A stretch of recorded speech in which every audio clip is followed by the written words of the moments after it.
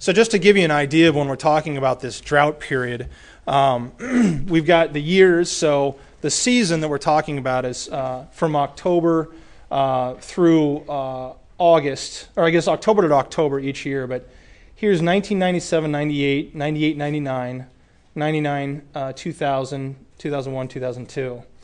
So the wet period from October through May, we're getting 41, 47, 32. These are all inches of rain.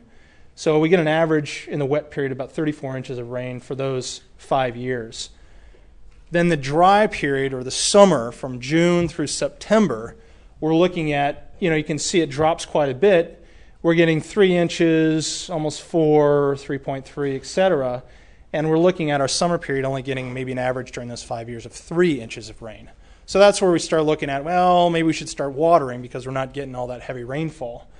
But really, what we're talking about is to look at that dry period and then condense it, break it down one more level, and look at only July and August here for these 5 years. You can see, 0.4 inches, 1.55 is a little bit wetter here, 0.45, 1.34, 0.28. For an average of just under an inch, or about 0.8 inches. So that is really that critical dry period that we're talking about. And so, Tom, did you want to talk about what you found out about this one? Well, yeah, well, actually not that one. What I did, excuse me, last night is I looked up the record, and if any of you are interested in the rain gauges that we have throughout the city, the Bureau of Environmental Services with USGS, they posted on their website.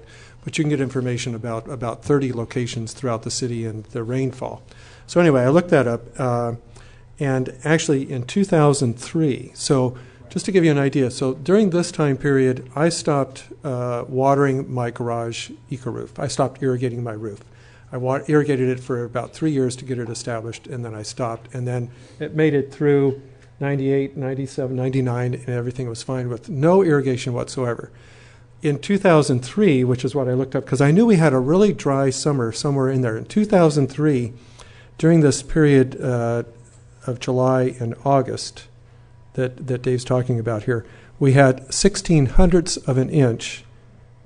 Actually, 16/100ths of an inch from May 18th to September 6th, which is 112 days. 112 days, we had 16/100ths of an inch. And that's the year that my Ecoroof, I lost more than 50% of the sedum in terms of its green leaf, but all those twigs remained that were there.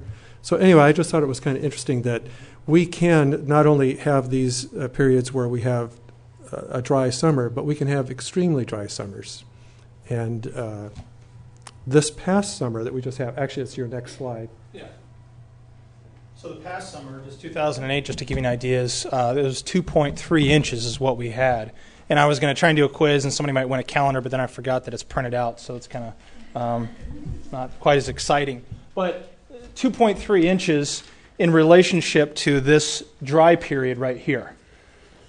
So you can see 2.9, 3.8, 3.2, 3, and then 2.3 for 2008. So fairly dry summer.